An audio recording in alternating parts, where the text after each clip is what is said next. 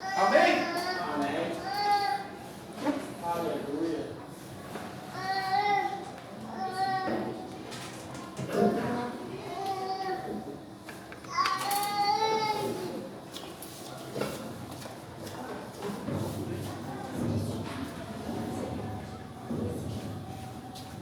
Pode ir.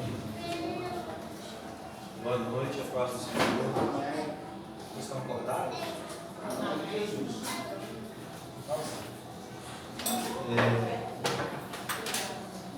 Graças a Deus nós estamos unidos aqui no nome do Senhor. Amém? E espero que Deus possa falar com os nossos corações hoje.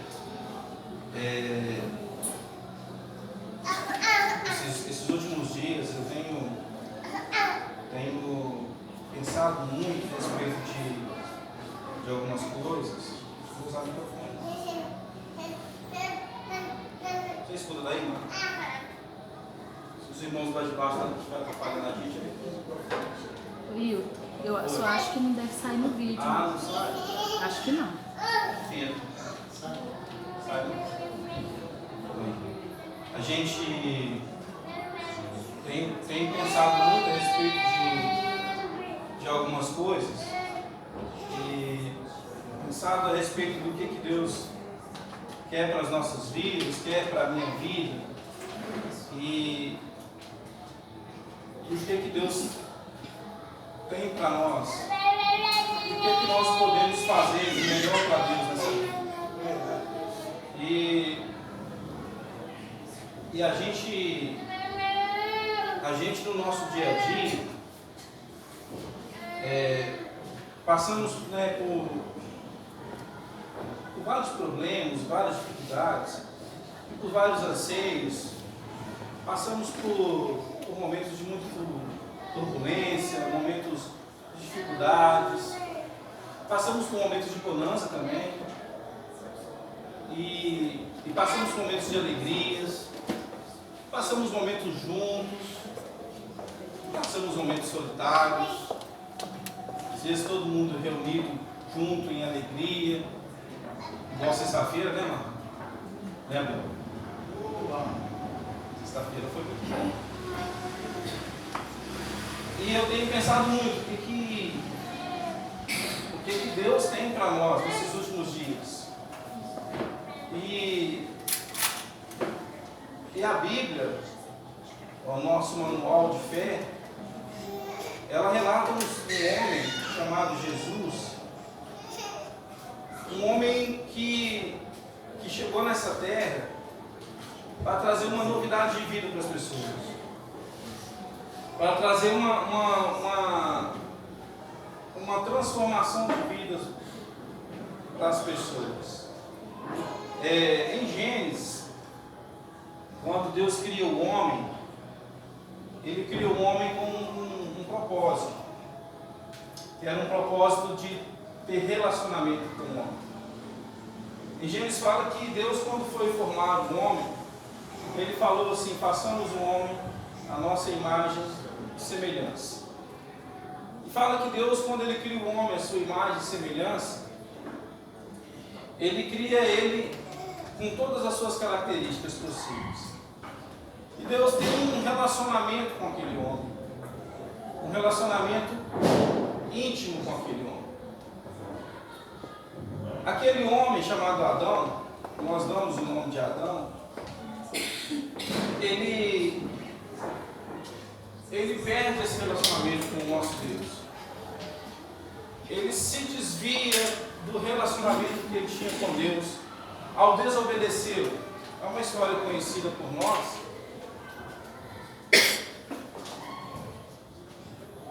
Ele desobedece a Deus e ele se afasta de Deus. É interessante que quando a gente olha para essa cena, a gente percebe que Deus vai ao encontro dele e percebe que ele se esconde de Deus. Quando Deus vai ao encontro dele e ele se esconde, o homem está falando para Deus assim: olha, eu não quero mais me relacionar com você. eu fiz algo tão ruim contra você que eu não posso mais me relacionar com você. E Adão, ele se esconde de Deus, e a partir desse primeiro momento dele se esconder de Deus, o homem, a humanidade, ele perde o seu relacionamento com Deus. E o homem vai se afastando de Deus. Não estou contando nenhuma novidade para vocês até então. Mas o homem vai se afastando de Deus. E todos os dias o homem se afasta de Deus. Mais ainda. Mas nós vemos no decorrer dos tempos, Deus levantando homens que proclamassem a palavra dele para a humanidade. Deus ele escolhe Abraão para poder tirar de Abraão uma descendência e fazer com que aquela descendência pudesse chegar à salvação a toda a humanidade, com a promessa que foi feita a Abraão. Deus levanta Moisés, um homem que muitos anos depois de Abraão está com o povo de Abraão preso, cativo no Egito. E Deus levanta Moisés para tirar o povo daquele cativeiro do Egito. O povo estava perdido no Egito, estava preso no Egito. E o povo é liberto ali do Egito com mãos fortes de Deus, através de sinais miraculosos. E o povo é guiado para sair do Egito. E Deus usa Moisés para criar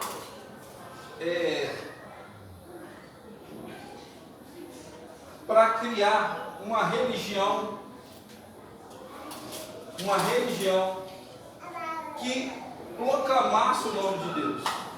E essa religião, ela surge ali com força, porque Moisés, então, ele passa a escrever a respeito desse Deus, de um Deus monoteísta. E Moisés, ele proclama esse Deus. Mas Moisés, ele deixa algo para o povo daquela época, ele fala assim que existiria um homem como ele, e ele faz essa profecia desse homem como ele. Não sabiam aquele povo naquela época, mas estavam falando acerca de Jesus, o Messias que havia de vir. E depois de Moisés, alguns profetas foram levantados, e alguns profetas falaram deste homem, falaram da vinda deste homem. E hoje nós vamos ler aqui um versículo que está em Lucas 4,16. Você abre o slide quando você abre. Jesus, ele é proclamado, ele é falado pelos profetas. Desde o Éden até o nascimento dele. Toda a Escritura proclama o nome de Jesus.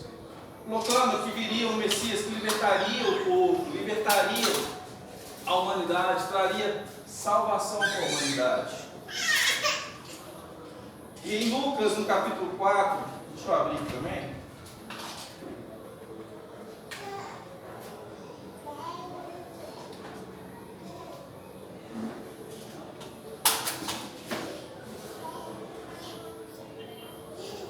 Lucas, no capítulo 4, no verso 16 ao 22, fala assim: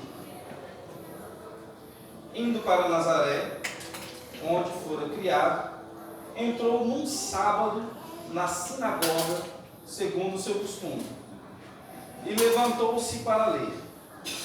Então, lhe deram o livro do profeta Isaías, e abrindo o livro, achou o lugar onde estava escrito: o Espírito do Senhor está sobre mim, pelo que me ungiu para evangelizar aos pobres, enviou-me para proclamar libertação aos cativos e restauração à vista aos cegos, pôr em liberdade os oprimidos e apregoar o ano aceitável do Senhor. Tendo fechado o livro, devolveu ao assistente e assentou-se. E toda a sinagoga tinha os olhos fitos nele. Então passou Jesus a dizer: hoje se cumpriu as escrituras que acabei de ouvir. Todos lhe davam testemunho e se maravilhavam das palavras de graça que saíram dos lábios e perguntavam: não é este o filho de José? O livro de Lucas, escrito aproximadamente em meados de 60 a 70 depois de Cristo, Lucas, um gentil médico que acompanhou Paulo em suas viagens. Lucas escreve um livro histórico, baseado em fatos e baseados em testemunhos oculares de pessoas que acompanharam Jesus. Ele escreve esse livro para Teófilo, que era uma pessoa de muita autoridade naquela época, possivelmente um governador. Ele, de muitos bens, possivelmente, porque ele financiou a Lucas, né, na sua jornada. Lucas, ele tem entre 70% a quase 80% do seu livro igual ao de Marcos. Ele usa o livro de Marcos para escrever o seu livro. Aí ele também pega testemunho de pessoas que acompanharam a jornada de Jesus. Lucas apresenta um Jesus humano, um Jesus que além de humano, também divino, que ao mesmo tempo que chama de filho de um homem, chama ele de filho de Deus. Lucas mostra aqui no capítulo 4, a missão escatológica de Jesus, que era de proclamar o reino de Deus. E Lucas, ele apresenta aqui a dicotomia de Jesus. Para nós que acreditamos na história bíblica, na historicidade da Bíblia, faz com que a nossa fé seja mais fortalecida, pautada na Escritura, naquilo que nós ouvimos. E Lucas, narrando essa história, ele faz questão de falar de Jesus como uma pessoa com costumes religiosos. Jesus, então, era um religioso, uma pessoa que costumeiramente, no sábado, ia na sinagoga. O que ele ia fazer na sinagoga? Ensinar ou ouvir ensinamentos. E tinha momentos também que ele ia lá somente para poder ouvir os ensinamentos ou ouvir o que estava sendo falado na sinagoga. Jesus, ele ia costumeiramente aos sábados, porque aos sábados era o dia que os judeus separavam para se reunir e falar com Deus, ou ouvir acerca de Deus, ou ouvir acerca das Escrituras. E esses judeus, como era o costume de Jesus também, isso fazia parte do seu cotidiano. Quando Jesus está ali na sinagoga, para poder ler a respeito do livro onde ele abriu, todos ali daquela região já o conheciam. Jesus, então, não era uma novidade naquela sinagoga. Então, quando Jesus ele entra naquele lugar e ele vai até a frente, pega o livro para ler, ele não era uma pessoa desconhecida. As pessoas olhavam para ele e falavam assim: olha, aquele ali é o filho de José, filho de Maria, o pai dele é um carpinteiro, ele vem aqui todos os sábados. Quando ele não traz uma palavra, que inclusive a gente gosta muito, porque se nós lermos os relatos, né, um pouco mais para frente, fala que o povo ficava maravilhado da graça que ele tinha em falar. Então, quer dizer, ele era uma pessoa muito eloquente em falar, e isso chamava a atenção daquelas pessoas da sinagoga, então todo mundo conhecia Jesus. Jesus era um homem religioso. Mas Jesus, nesse momento que Lucas relata isso, Jesus ele já estava sendo conhecido não só na Galileia, mas na circunvizinhança da Galileia, Cafarnaum, por exemplo. E Jesus ele já tinha feito algumas falado algumas coisas lá nas cidades aos redores. E isso fez de Jesus uma pessoa já conhecida ainda mais quando ele entra naquele sábado específico na sinagoga. E Lucas resolve relatar esse momento de Jesus na sinagoga para trazer divindade a Jesus, para mostrar que Jesus fez algo diferente naquele dia. Todos os outros dias que Jesus entrou na sinagoga para ensinar, ou para ministrar, ou para falar algo a respeito das Escrituras, ele trazia ensinamentos acerca do que a própria Escritura falava. Mas naquele momento ele veio falar de uma profecia que estava se cumprindo. Então, quando ele abriu o livro, quando ele entrou na sinagoga e deram-lhe o livro, e o livro era de Isaías, naquele período era o livro mais lido na sinagoga, tá, gente? Era o livro de Isaías, era um profeta que naquele momento estava, era o que se mais afloria no meio da comunidade judaica, que era o livro que eles mais liam, que eles mais proclamavam. Por isso, naquele momento também, já se esperava muito o Messias. O Messias já havia de vir. Tanto que antes de Jesus, já tinha surgido algumas pessoas se dizendo Messias. E Jesus entra naquele sábado, naquela sinagoga do seu costume de ir. Jesus, um homem como nós somos hoje, abre Isaías e ele lê essa passagem. O Espírito do Senhor está sobre mim, pelo que me ungiu para evangelizar aos pobres e enviou-me para proclamar a libertação aos cativos, restauração de vista aos cegos, pôr em liberdade os oprimidos e apregoar o ano aceitável do Senhor. Naquele momento, quando Jesus faz isso, Jesus ele muda de posição. Até então, Jesus era visto como um grande homem, um grande mestre, ensinador das Escrituras, um grande conhecedor das Escrituras. Até então, Jesus era um religioso que guardava os sábados, que fazia jejuns, que fazia orações. Até então, Jesus era um religioso bem visto na sociedade. Jesus não era uma pessoa devasto, bagunceiro, não era. Jesus era um homem bem visto na sociedade. Por isso que ele era bem aceito na sinagoga para poder ler. Por isso ele era bem aceito para poder falar e ensinar. Porque ele era um homem também na sociedade, bem visto entre todos.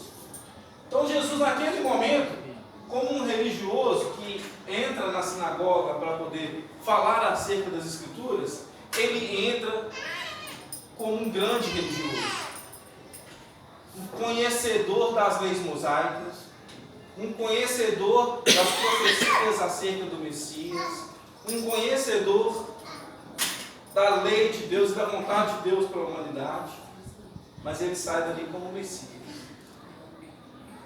Porque na hora que ele termina de ler essa passagem de Isaías, ele fala assim: hoje se cumpriu as Escrituras. Na hora que ele fala isso, hoje se cumpriu as Escrituras, o povo judeu que espera o Messias ficam atônicos. Eles ficam, alguns alegres, olha, pode ser que seja isso, porque ele fala tão bem, ele explica tão bem acerca das Escrituras, e ele fala com eloquência. Quando a gente lê que Jesus falava com eloquência, é que as palavras dele prendiam as pessoas. O que ele falava era diferente como que os outros falavam, como que os outros pregavam a respeito dos assuntos. Jesus, naquele momento, quando ele lê essa passagem, ele pega a sua vida secular, ele pega toda a sua vida secular e transforma ela em reino de Deus. Jesus, na hora que ele fala isso, ele sai da posição de completo religioso e se declara o enviado de Deus. Isso que significa Messias, ou o ungido de Deus. E quando Jesus faz isso,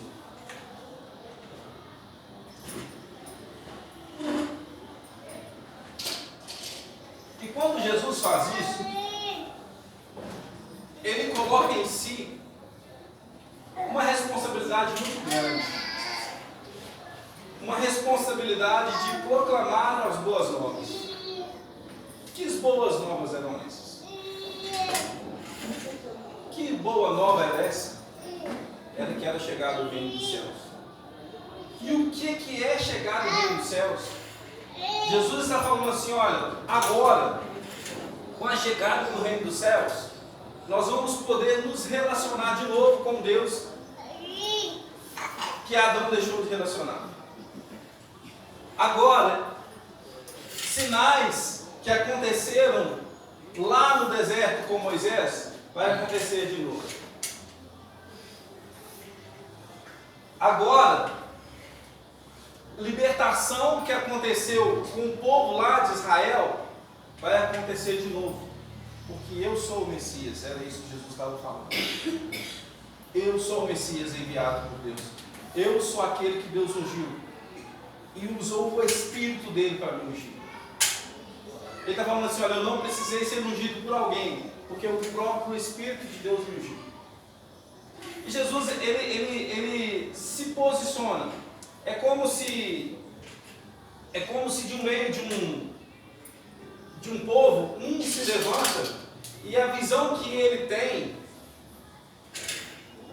é diferente do que os outros têm. Ele consegue enxergar de maneira que os outros não enxergavam. E ele começa a ver que o reino dos céus pode chegar àquelas pessoas através dele.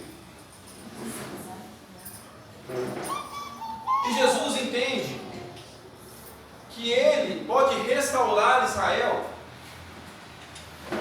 que ele pode trazer salvação a Israel através do proclamado do Evangelho de Deus. Jesus, ele entendeu o seu propósito. Diferente de Adão, que não entendeu o seu propósito.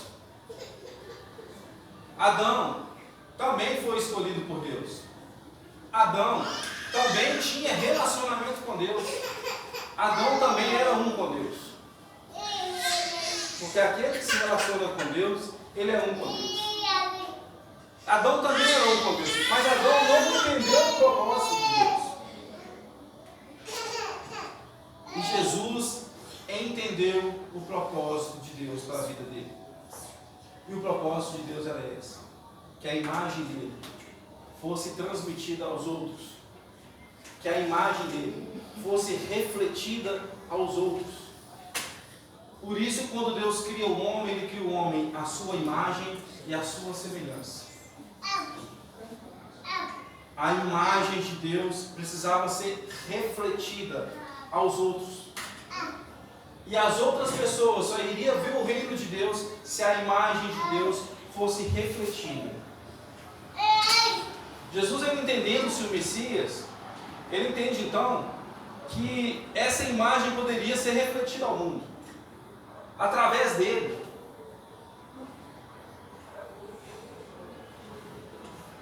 E olha que as pessoas que estavam ali naquele lugar ainda pensaram assim: não é este o filho de José? Ainda que os outros pensassem que não poderia ser Jesus, ele se posicionou no seu propósito e falou assim: eu vou refletir a imagem de Deus.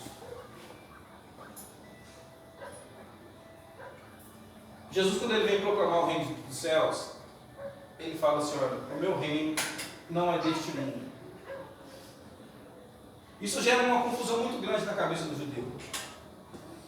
Porque o judeu, ele esperava um reino para ele, exclusivo.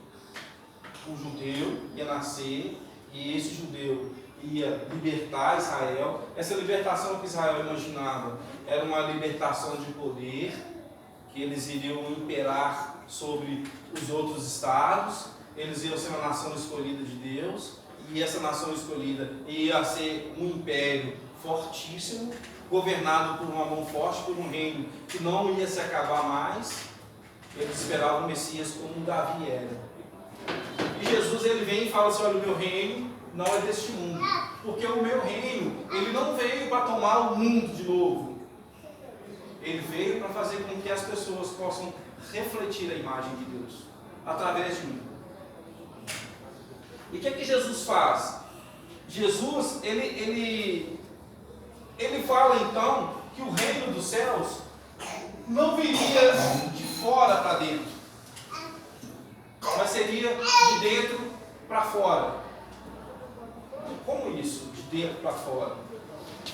Uma vez que o Espírito Santo de Deus é ortogado sobre Jesus, o reino dos céus então sairia de Jesus, de dentro de Jesus para fora.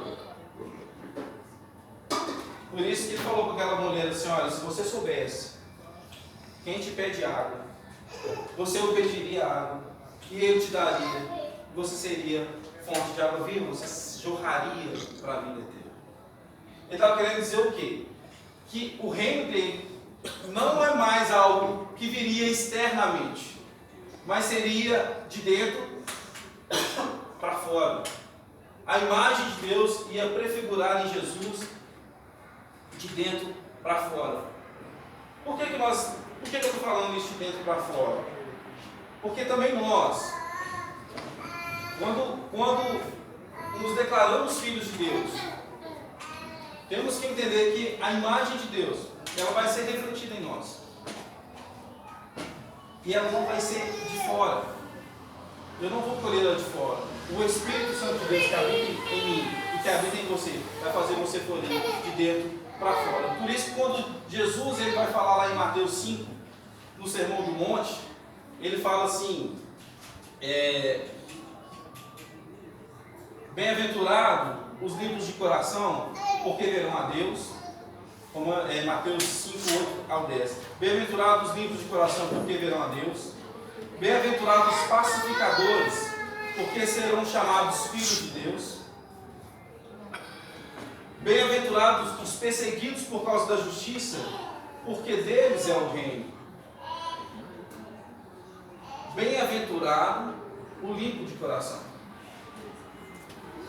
Aquele que tem um coração completamente limpo, bem-aventurado esse, porque este vai ver a Deus. E ver a imagem de Deus, e ver a Deus é ter a imagem de Deus e é refletir essa imagem de Deus. Bem-aventurados os pacificadores, aquele que traz paz para a humanidade, aquele que traz paz. Bem-aventurado, porque eles serão chamados filhos de Deus. Bem-aventurado os perseguidos por causa da justiça, aquele que não está preocupado se vão persegui-lo ou se vão rejeitá-lo porque ele pratica a justiça. Bem-aventurado aquele que não tem medo de fazer o que é correto sem que o outro venha persegui-lo, ou sem que ele venha ser excluso, ou que ele venha ser afastado de um meio. Bem-aventurado o perseguido por causa da justiça, porque deles é o reino dos céus. Isso é de dentro para fora.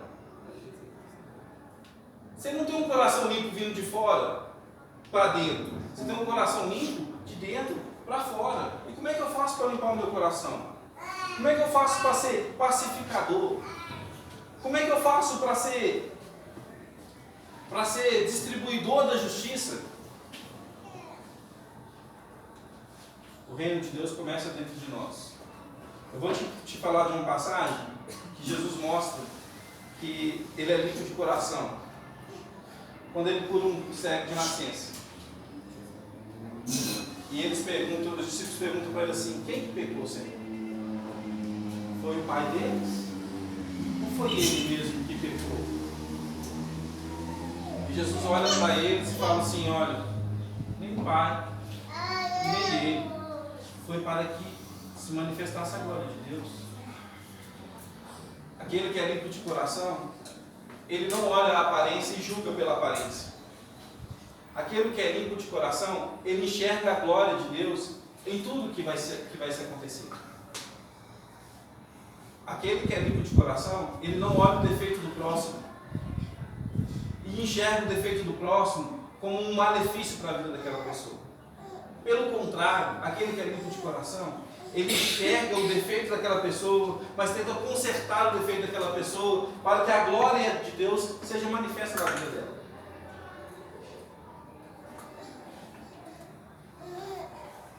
Pacificador.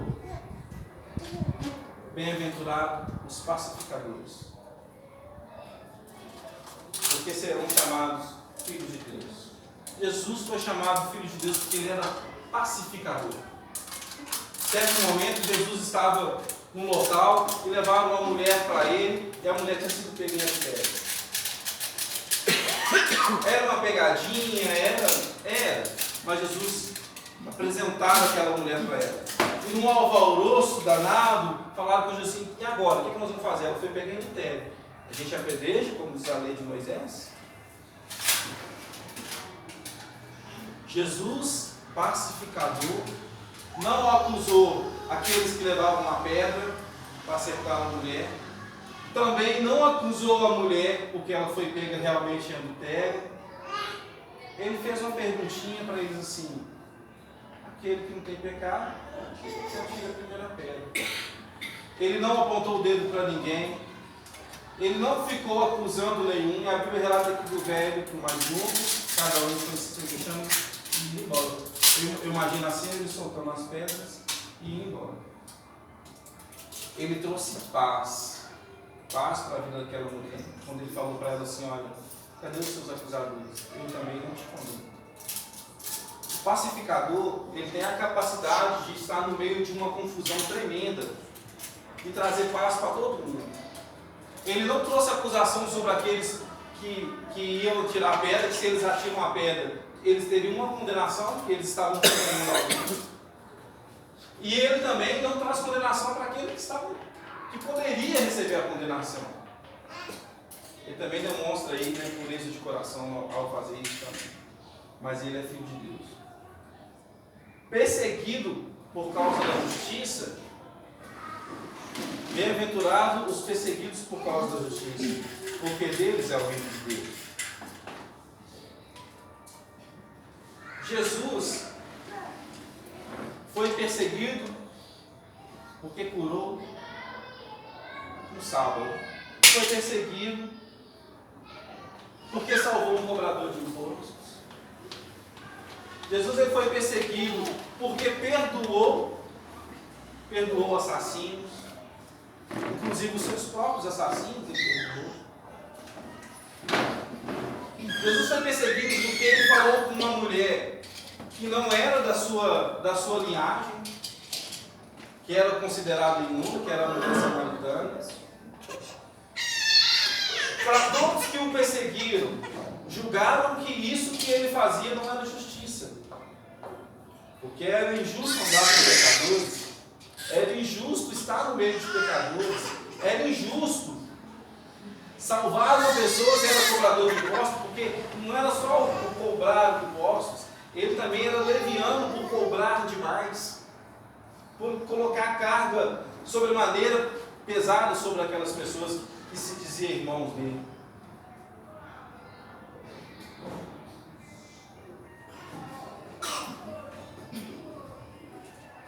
Mas Jesus, ele só fez essas coisas porque ele se entendeu o Messias. Aí a gente pode falar assim: mas Jesus já não era Deus desde o começo? Ele era Deus desde o começo. Mas a Bíblia fala também que ele se esvaziou de toda a sua glória, e ele tomou forma humana, e ele foi homem, e ele foi fiel até a morte, e foi fiel até a morte e morte de cruz. Então, naquele momento que Jesus entra na sinagoga no sábado, como era do seu costume para ler Isaías, e falar que o Espírito do Senhor estava sobre ele, ele estava como um homem. E como homem, ele assumiu a responsabilidade de se dizer Messias de se dizer ungido de Deus, ele entendeu as Escrituras, ele entendeu que a Escritura e que tudo que os profetas falavam, e tudo que Moisés falou, e tudo que foi prometido a Abraão, e o que foi prometido quando Adão pecou, e que foi prometido pelos profetas que viria alguém que libertaria Israel da escravidão, ele sim entendeu. Ele entendeu que a promessa era para ele. Ele entendeu que ele era o ungido de Deus, o único que podia trazer a imagem de Deus ao homem novamente. Porque ninguém viu a Deus. E aquele que revela a Deus a nós é Jesus Cristo. Jesus Cristo, o homem. E Jesus, ele vem como Messias e ele faz algo que ninguém esperava. E Lucas, quando ele escreve, sendo gentil, ele escreve de maneira a falar, parece que ele está falando mais para os gentios, né? Apesar que ele faz, é um relato histórico, mas quando ele escreve, ele está falando assim, olha, Jesus ele não veio só para os judeus. Jesus ele não veio salvar só os judeus. E a salvação então chegou a um povo que não era povo. Quando a gente fala assim hoje, olha, a salvação chegou a um povo que não era povo, nós nos entendemos povo. Nós nos entendemos povo. É difícil para a nossa cabeça imaginar aquela situação, mas nós nos entendemos hoje povo. Por isso que é difícil de entender. Mas Jesus chega num momento no meio dos judeus e inclui no meio dos judeus para a salvação, para fazer parte de um reino dele, reino de Deus inclusive, para transmitir a imagem do Deus vivo, único e verdadeiro, pessoas que não eram escolhidos como povo de Deus. E o apóstolo Paulo fala que nós fomos enxertados, fomos pegos como povo que não era, e passamos a ser povo que era, enxertados, adotados, enxertados na videira verdadeira. E Jesus, quando ele se declara Messias e nos enxerta no meio dele, povo que não era povo, passou a ser chamado filhos de Deus. Quem é este povo que passou a ser chamado filho de Deus? Em João 1, 11 e 12 fala que ele veio para o que eram seus, mas os seus não receberam, mas a todos quanto receberam deram o poder de serem feitos filhos de Deus. Receber. Quem está disposto a receber a imagem de Deus? Quem está disposto a ter a imagem de Deus dentro dele? Quem está disposto novamente a fazer parte de um reino do qual nós nos distanciamos? Quando os nossos pais pecaram, quando os nossos pais se afastaram de Deus. Quando eu falo os nossos pais, eu estou falando lá de Adão. Quem está disposto de novo a ter a imagem de Deus refletindo nele e através dele?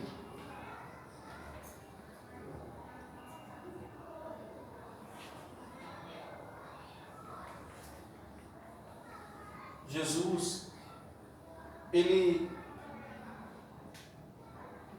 traz uma novidade de vida, ele traz uma nova vida.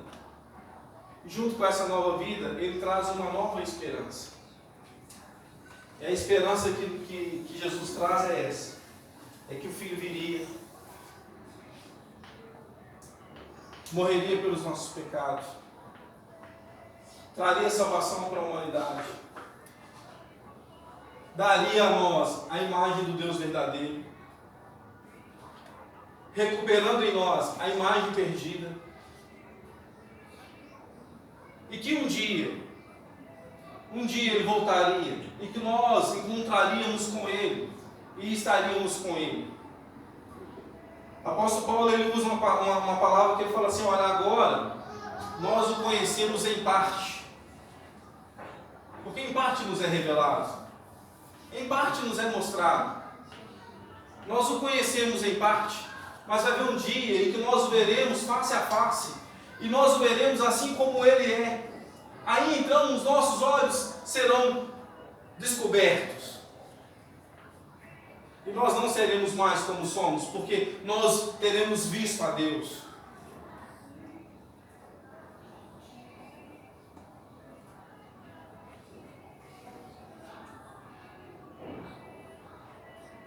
Quando nós recebemos a Cristo, e o receber é aceitar que Cristo é esse ungido, proclamado por Isaías.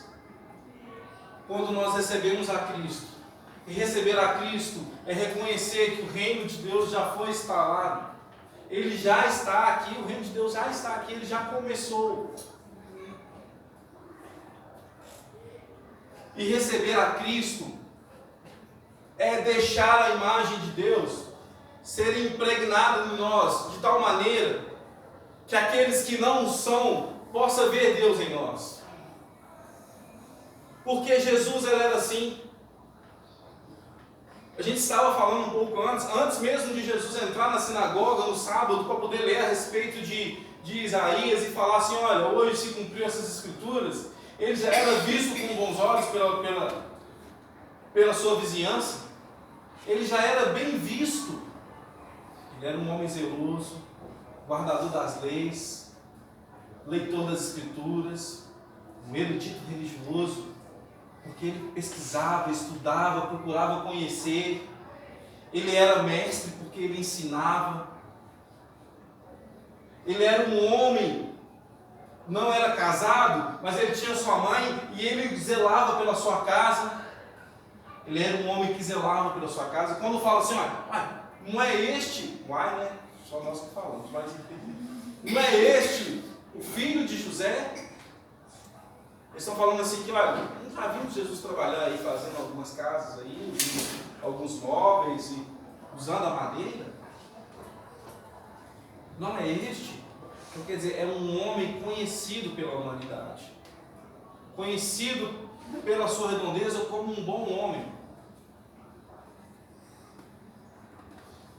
Mas quando ele se entende Messias, quando ele se entende divulgador da vida eterna, quando ele se entende como aquele que pode transformar a humanidade de Israel, não só de Israel, mas todos aqueles que quererem fazer parte do reino de Deus, Jesus então ele se posiciona de maneira diferente. E ele começa a falar não só com sabedoria e com graça, mas com eloquência, com autoridade, porque o Espírito de Deus realmente estava sobre ele. Ele já tinha entendido isso.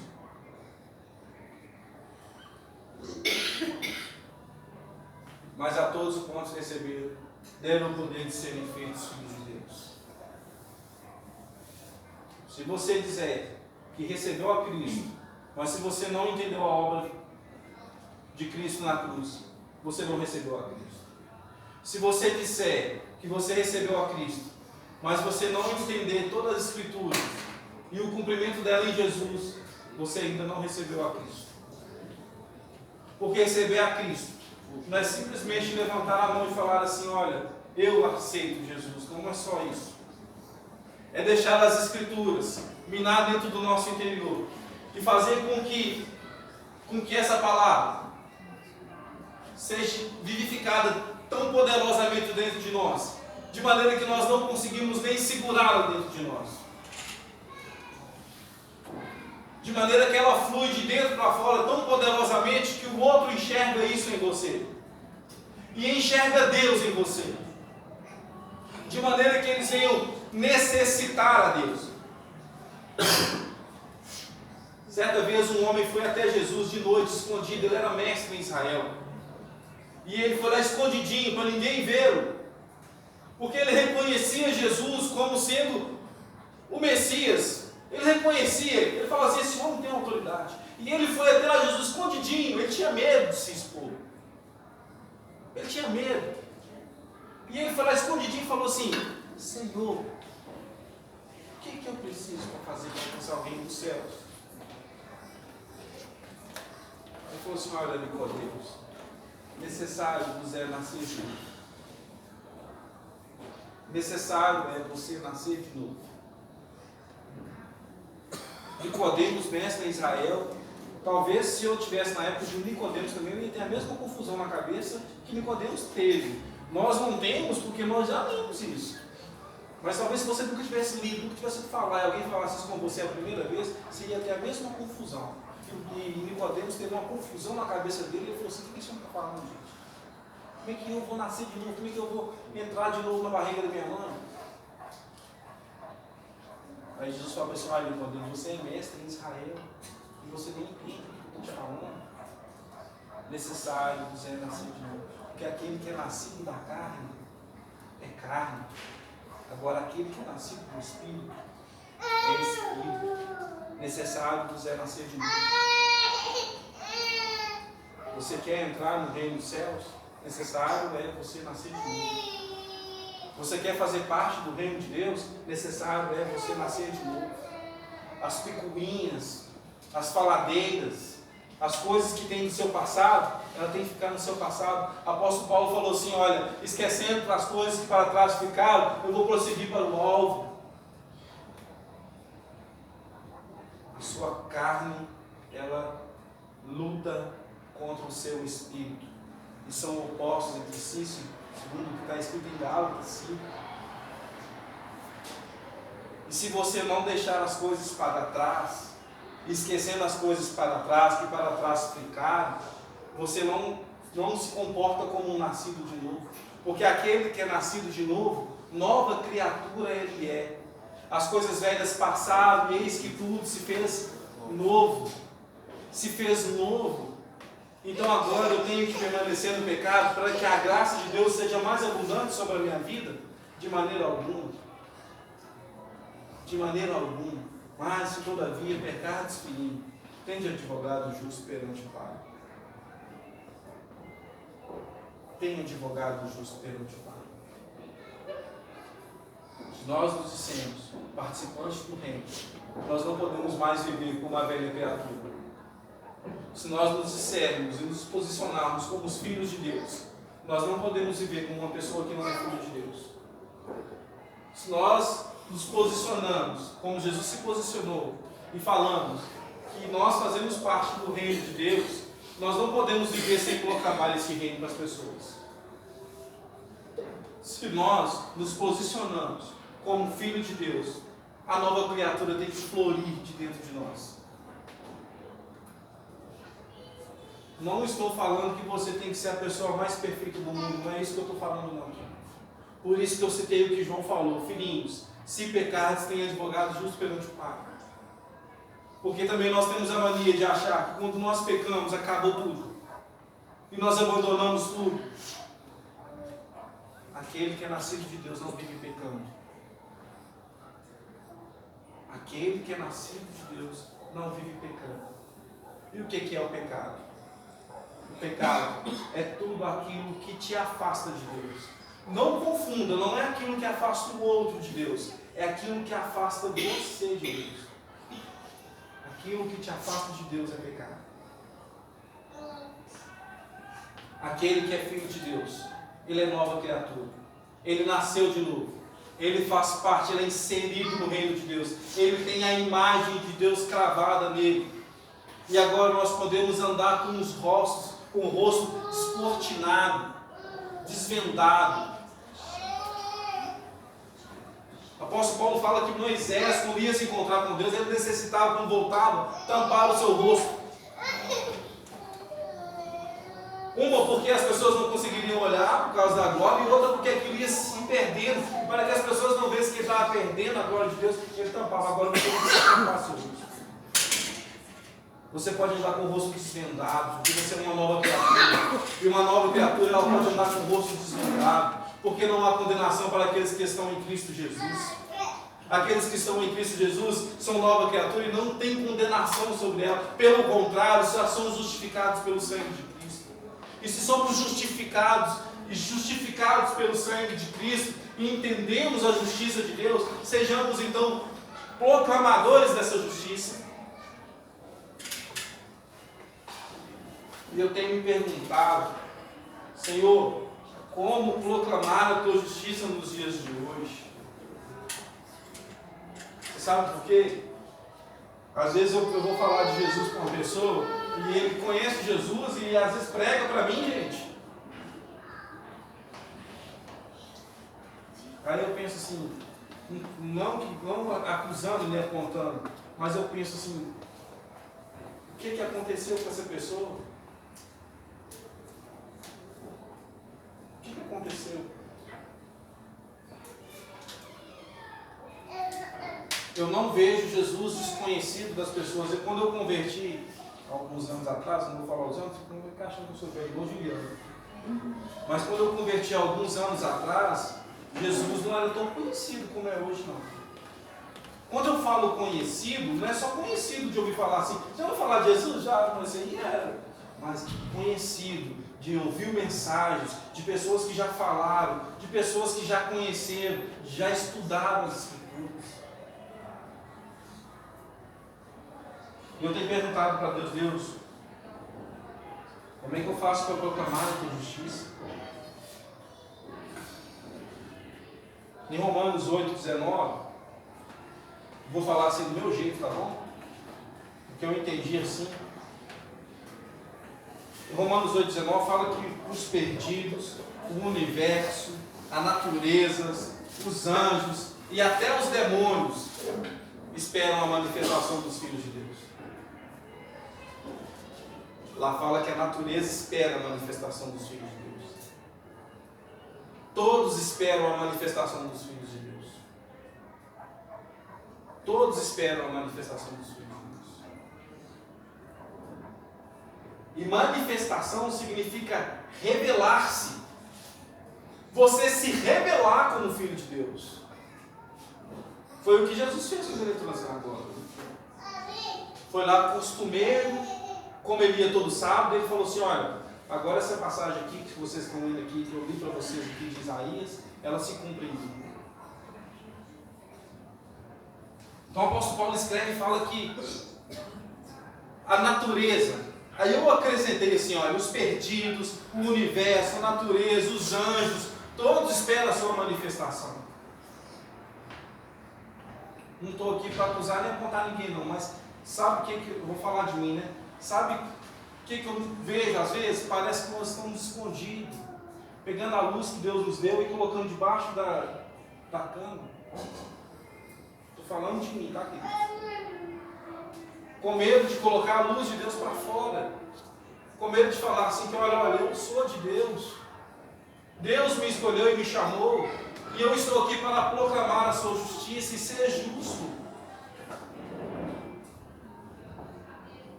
E ser como Jesus é olhar para todos com os mesmos olhos. Porque se a gente fosse, talvez, se nós estivéssemos no lugar de Jesus, se nós fôssemos o Messias daquela época, talvez nós não falassem, vou salvar só esse povo judeu aqui e ao resto. Não, mas Jesus não, ele olha para toda a humanidade, todos, samaritana, gentil, grego, todos, ele olha para todos como igual. E estão todos esperando a nossa manifestação. Está todo mundo esperando a nossa manifestação. Esse dia eu estava pensando sobre o Evangelho e sobre as Escrituras Sagradas, que Jesus falou assim, ó, julgais, conhecer as Escrituras Sagradas, examinai, pois ela que fala de mim. Aí eu fiquei pensando assim, que a gente poderia falar assim hoje, assim, olha, julgais, que aqui tem as palavras de vida eterna, examinais, porque ela mesma fala de mim. Você sabia que isso aqui fala de você? Isso aqui fala dos filhos de Deus. Isso aqui fala que os filhos de Deus vão se manifestar. Que os filhos de Deus não andam em pecado, não vivem injustiças. Que os filhos de Deus não ficam sucumbidos, não ficam escondidos, não ficam dentro de casa. Os filhos de Deus não ficam preocupados com as coisas seculares, não ficam preocupados. Os filhos de Deus estão preocupados com o reino dos céus e com a sua justiça. Aqui fala que os filhos de Deus pegam a sua religiosidade, a sua secularidade, as coisas de fora e de dentro, como se a gente divide tudo, como se tudo fosse dividido e não fizesse parte de nós. Não, os filhos de Deus pegam tudo e transformam numa coisa só e falam assim, ó, eu sou um filho de Deus, aqui, lá onde eu trabalho, na rua na hora que eu estou dirigindo o meu carro, na casa dos meus parentes na hora que eu estou na casa dos meus parentes, na hora que eu reúno com os irmãos para jogar bola. Não, os filhos de Deus, ele pega tudo e transformam em uma única coisa. Não são diferentes em lugares diferentes.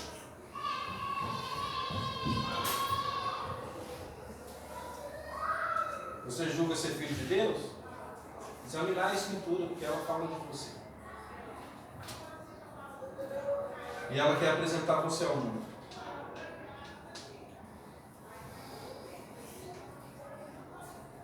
Talvez chegou a hora da gente deixar as nossas coisas ordinárias de lado. E às vezes a insuficiência moral ou intelectual nos impede de fazer isso, porque somos tão insuficientes.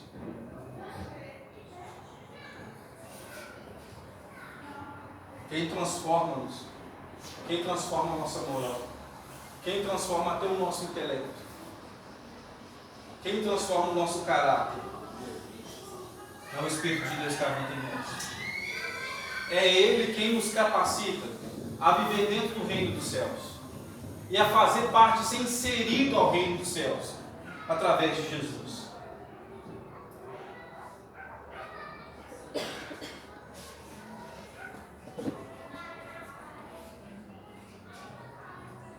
E pensando como descontinuar,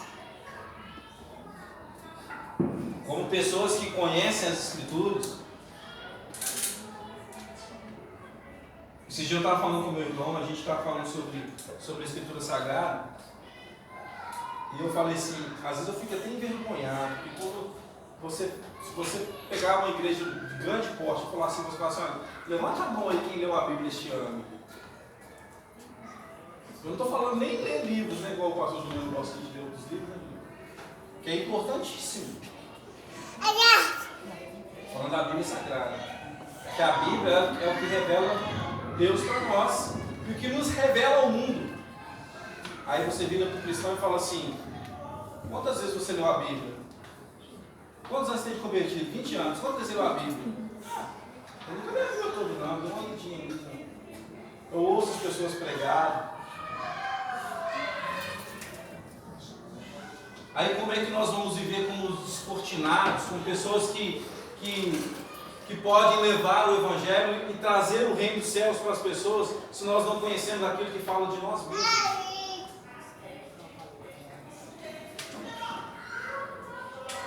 Eu tenho entendido que nós temos vivido um tempo novo. E eu tenho certeza que a cada tempo Deus age de uma maneira que Ele possa alcançar a humanidade. Está no momento de nós nos examinarmos e olhar para fora e falar assim, Senhor, como é que eu faço para chegar lá fora? A nossa igreja, ela tem um slogan que fala assim, uma igreja fora da estrutura, não é isso? Uma igreja fora da estrutura. Como é que eu faço, Senhor, para poder chegar lá fora? Como é que eu faço para fazer com que o teu reino chegue lá fora, chegue naqueles que estão em depressão, aqueles que estão suicidando, aqueles que estão se perdendo, aqueles que são escória da sociedade, os drogados, os oprimidos, aqueles que estão chorando, aqueles que perderam seus entes queridos, aqueles que estão em leitos de morte. Como é que eu faço, Senhor, para chegar lá? Eu tenho feito essa pergunta para mim, tá? O tempo todo. Como é que eu faço, Senhor? Eu tenho ido trabalhar de ônibus, aí eu tenho subido a pé da Cristiano Machado até onde eu trabalho. Dá mais ou menos uns 15 minutos, mais ou menos. Aí eu vou andando assim, eu vejo as pessoas ficam dormindo debaixo de uns lugares. E aí tem um lá que todo dia que eu passo ele está acordado. Eu comecei a cumprimentá-lo. Esse dia eu falei com ele, eu passo e falo assim, bom dia. Aí ele olha para mim assim, primeira vez que eu falei, ele assustou. Ele falou assim, bom dia, ele olhou para mim assim. Aí depois que já tinha passado, ele falou assim, bom dia. Ele tinha passado. Acho que pessoal, cara esquisito, ele deve ter pensado, né? Ele deve ter pensado que eu que era esquisito, né? Eu ficar esquisito. Mas eu passei todo dia, quando eu passo, ele está acordadinho lá assim. Eu passo e falo, bom dia, bom dia, bom dia, bom dia. Ainda, talvez eu estou até já fazendo, mas eu ainda não tive a oportunidade de chegar para ele e apresentar a escritura para ele, mas eu vou fazer. Mas não é só isso não, entende? O que tem me preocupado é que eu tenho vivido uma vida tão acelerada, tão cheia de coisas para fazer. Essa semana teve 2 encontros aqui na igreja que eu queria ter participado, eu não consegui participar. Porque minha vida é tão acelerada, que tanta coisa para fazer, e eu não conseguia chegar a tempo. Aí eu fico pensando comigo assim, será que eu não estou priorizando as coisas erradas, Senhor? Será que eu não estou colocando outras coisas em primeiro lugar ao invés do reino dos céus? Porque Jesus falou assim, buscar em primeiro lugar o reino dos céus e a sua justiça, e as outras coisas vos será acrescentado. Para concluir,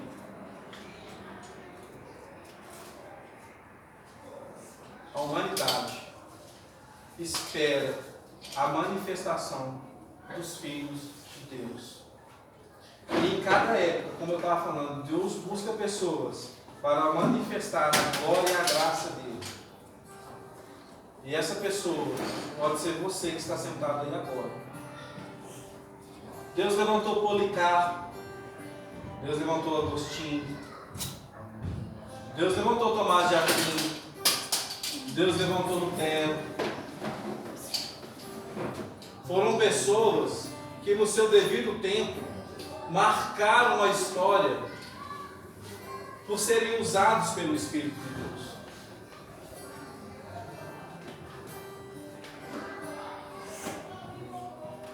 E pasmem, eram homens como você e eu. Estou usando a palavra homens para falar humanidade, viu, mulheres?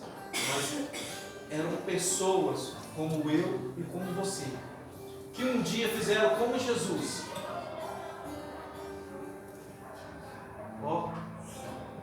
Está falando de mim essa escritura. Hoje se cumpriu essa escritura ainda. Lutero, na hora que ele entendeu sobre a graça de Deus, ele não conseguiu reter aquilo para ele. Ele falou assim, isso se cumpriu agora em mim. E ele não conseguiu ficar calado diante de tanta injustiça, de tanta coisa acontecendo. E ele foi, eu estou usando Lutero, que é o mais próximo de nós, né? Mas que foi lá e colou umas teses na porta, falando assim, olha, tudo que vocês estão falando aqui, olha, é o contrário do que a palavra de Deus está falando. Estou trazendo revelação para você, porque quando Deus, e quando nós entendemos, participantes do reino de Deus, nós não conseguimos segurar o reino de Deus dentro de nós. Porque seremos como fonte de água viva que sai de dentro e vai fluindo. O reino de Deus, ele é muito grande para ficar retido dentro de pessoas. E quando nós divulgamos o reino de Deus, e quando nós nos entendemos assim como proclamadores, como anunciadores do Evangelho, feche seus olhos.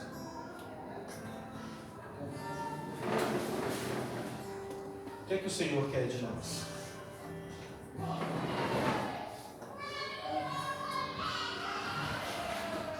Senhor, nós somos tão pequenos, Senhor, a despeito de tanta coisa que o Senhor tem que fazer nesse mundo. Senhor, nós somos tão mesquinhos. Senhor, nós pensamos tanto em nós mesmos, Senhor. Senhor, nós fazemos as coisas tudo para nós. As pessoas mais próximas que nós pensamos e ajudamos, Senhor, é a nossa família, que às vezes é o nosso filho, a nossa esposa. Ó Senhor, nós somos tão pequenos, ó Deus. Ó Deus, nós somos tão pequenos, tão falhos.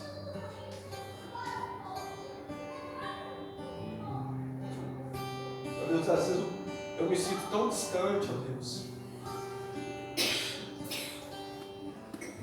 Ó misericordioso Deus e bondoso Deus. Teu Filho Jesus, que morreu na cruz por nós, Ele derramou o sangue lá por nós, para nos aproximarmos de Ti, Senhor. Ó Deus, em diante das limitações que nós temos, eu quero pedir ao Senhor, Senhor, que o Senhor possa nos puxar para perto de Ti, Senhor. Em nome de Jesus. Puxa-nos para perto de Ti, Senhor.